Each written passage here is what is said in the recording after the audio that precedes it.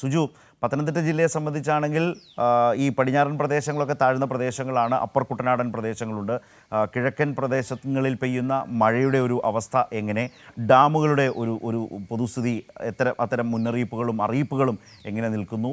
ഇന്നലെയൊക്കെ ഉണ്ടായ മഴ നല്ല നിലയിൽ കനത്ത മഴ പെയ്ത ഒരു സാഹചര്യം ഉണ്ടായിരുന്നല്ലോ. അപ്പോൾ ഇതെല്ലാം വെച്ചുകൊണ്ട് പത്തനംതിട്ടയെ സംബന്ധിച്ച് ഇന്നലെ രാത്രി കാര്യമായ മഴയുണ്ടായിരുന്നോ? ഇപ്പോഴത്തെ ഒരു പൊതു അവസ്ഥ ജില്ലയെ സംബന്ധിച്ച് എന്തൊക്കെയാണ്, എങ്ങനെയൊക്കെയാണ്?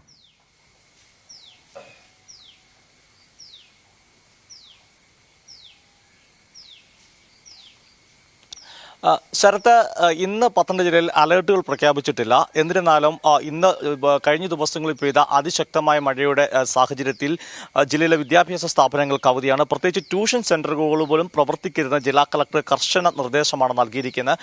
കുട്ടികളുടെ സുരക്ഷയ്ക്ക് വേണ്ടിയാണ് സ്കൂളുകൾക്ക് അവധി പ്രഖ്യാപിക്കുന്നത്. അത്തരമൊരു സാഹചര്യത്തിൽ സ്വകാര്യ ട്യൂഷൻ സെന്ററുകൾ പ്രവർത്തിക്കാൻ ഒരുങ്ങുന്നു എന്ന വിവരത്തിന്റെ അടിസ്ഥാനത്തിലാണ് കളക്ടർ അത്തരമൊരു നിർദ്ദേശം നൽകിയിരിക്കുന്നത്. പോലീസിനോട് ഇക്കാര്യം നിരീക്ഷിക്കാനും കളക്ടർ ആവശ്യപ്പെടുന്നുണ്ട്. ജില്ലയിലെ ഡാമുകളിലെല്ലാം കക്കി തുടങ്ങിയ പമ്പ ഡാമുകളിലെല്ലാം തന്നെ ജലനിരപ്പ് ഉയർന്നിട്ടുണ്ട്. മൂഴിയാർ ഡാമിന്റെ ഒരു ഷട്ടർ ഉയർത്തിയിട്ടുണ്ട്. 192 ആണ് റെഡ് അലേർട്ട്, അവിടുത്തെ പരമാവധി സംഭരണശേഷിയുടെ റെഡ് അലേർട്ട് പ്രഖ്യാപിക്കുന്നത്. അതിന് മുകളിലേക്ക് എത്തിയ സാഹചര്യത്തിലാണ് 192 മീറ്ററിൽ കൂടുതൽ എത്തിയ സാഹചര്യത്തിലാണ്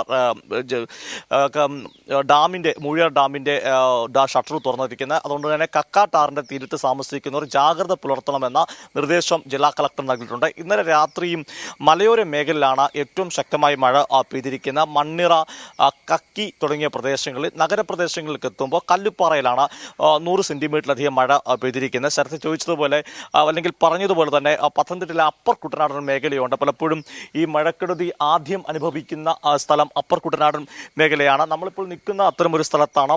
പത്തനംതിട്ട തിരുമൂലപുരം മംഗളശ്ശേരി റെസിഡൻഷ്യൽ ഏരിയയിലാണുള്ളത്. ഇവിടെ ദൃശ്യങ്ങളിൽ കാണാൻ സാധിക്കും, കാലിൻ്റെ മുട്ടോളം വെള്ളം ഇവിടെ കയറിയിട്ടുണ്ട്. കഴിഞ്ഞ ദിവസങ്ങളിൽ പെയ്ത അതിശക്തമായ മഴയെ തുടർന്നാണ് ഇത്തരമൊരു സാഹചര്യം വന്നിരിക്കുന്നത്. നമുക്ക് ഈ സ്ഥലത്തെ ആളോട് ചോദിക്കാം. ചേട്ടാ, ഒരു എത്ര ദിവസം ഇങ്ങനൊരു അവസ്ഥയിലേക്ക് എത്തിയിട്ട്? ഇപ്പോൾ ഒരു 2 ദിവസമായി. മഴ പെയ്ത് കഴിഞ്ഞാൽ ആദ്യം വെള്ളം കയറുന്നത് ഇവിടെ കയറുന്നത്.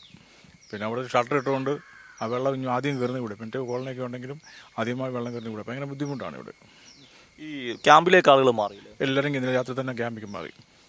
എത്ര കുടുംബമുണ്ട് ക്യാമ്പിൽ? ഇവിടെ 10-20 കുടുംബമുണ്ട്.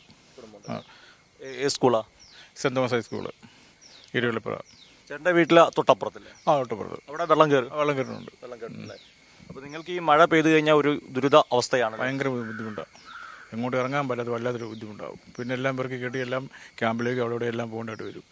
ഭയങ്കര ബുദ്ധിമുട്ടാണ്.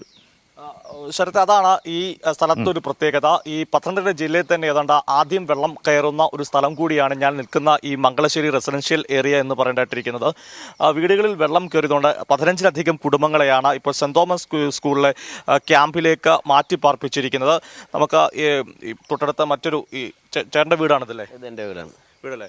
വെള്ളം കയറിയിരിക്കുകയാണല്ലേ? ക്യാമ്പിലേക്ക് മാറിയിരിക്കുകയാണ്. സെന്റ് തോമസ് സ്കൂളിലാണ് ക്യാമ്പ്. രാവിലെ ഇപ്പം വന്നിരിക്കുന്ന കാര്യം എന്ന് പറഞ്ഞേക്കാം. വന്നിരിക്കുന്ന കാര്യം, വീട്ടിലെ സാധനങ്ങളെല്ലാം കേരളത്തിൽ വെച്ചാൽ മുങ്ങിയോ ഇല്ലയോ നോക്കാനൊക്കെ ഒന്ന് ഇറങ്ങിയാണ്.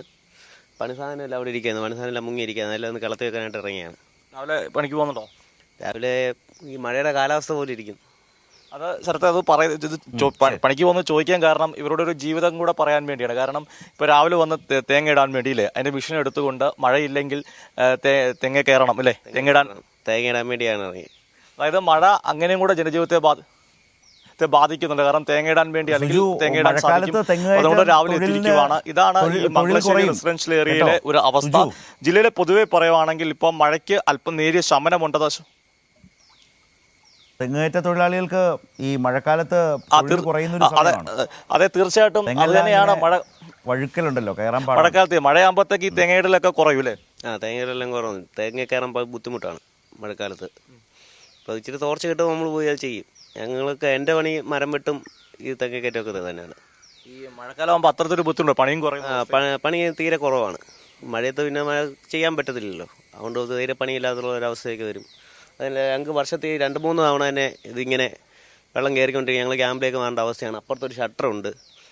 ആ ഷട്ടറിൻ്റെ ഒരു ഇതാണ്. ഞങ്ങൾക്ക് ഈ വെള്ളം വന്ന് ഞങ്ങൾക്ക് കയറി എല്ലാം മൂടിക്കഴിഞ്ഞാൽ അപ്പുറത്തോട്ടൊക്കെ വെള്ളം പോവുള്ളൂ.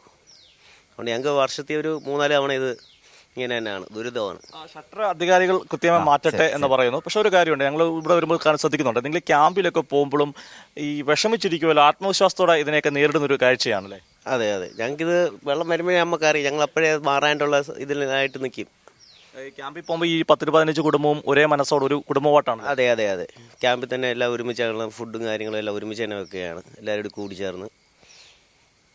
ശരത്തെ, ആ ഷട്ടർ നീക്കുന്നതിനെ പറ്റി അധികാരികൾ കൃത്യമായ നടപടി സ്വീകരിക്കേണ്ടതാണ്. പക്ഷെ മറ്റൊരു സന്ദേശമുണ്ട്. ഈ പറഞ്ഞ പോലെ സാധാരണക്കാരുടെ ജനജീവിതം കൂടിയാണ് നമ്മൾ രാവിലെ പറഞ്ഞു വെക്കുന്നത്. അതിനൊപ്പം തന്നെയാണ് ക്യാമ്പിലേക്ക് മാറുമ്പോഴും ആളുകൾക്ക് അവിടെ എത്തി ശേഷം എന്താണ് അവർ ഒരുമയോടെ പ്രവർത്തിക്കുന്നു. അതായത് അപ്പർ കുട്ടനാട്ടിലേക്ക് പ്രത്യേകതയാണ് എല്ലാ വർഷവും ഈ ദുരിതം, അല്ലെങ്കിൽ ഒരു വർഷത്തിൽ 3 തവണയൊക്കെ ഈ പ്രദേശത്ത് മംഗളശ്ശേരി റെസിഡൻഷ്യൽ ഏരിയയിലുള്ള ആളുകളൊക്കെ അനുഭവിക്കേണ്ടതായിട്ട് വരും. എന്നിരുന്നാൽ പോലും അവർ കൃത്യമായിട്ട് അതിനെ ഒരുമയോടെ നേരിടുന്നു എന്നതോ വലിയ ഒരു സന്ദേശമാണ്.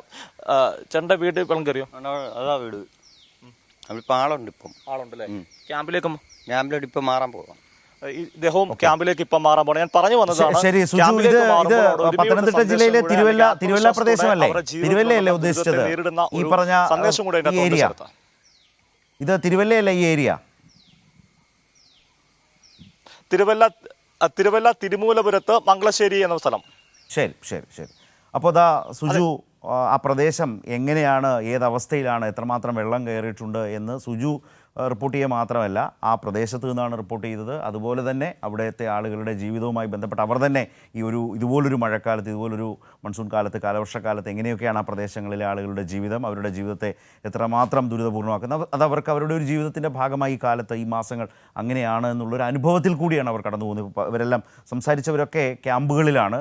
പക്ഷേ എല്ലാ ദിവസവും രാവിലെ വീടുകളിലേക്ക് വരും, വെള്ളം എത്രമാത്രം കയറി നോക്കും, സാധനങ്ങളൊക്കെ വെള്ളത്തിൽ പോകാതെ എടുത്തുയർത്തി വെക്കുക, അങ്ങനെയൊക്കെ ചെയ്യുന്ന തരത്തിലേക്ക് തൊഴിൽ കുറയുന്ന ഒരു സാഹചര്യത്തെക്കുറിച്ചൊക്കെ അവരുടെ അനുഭവത്തിലൂടെ സംസാരിക്കുന്നത് കൂടിയാണ് നമ്മൾ കണ്ടത്.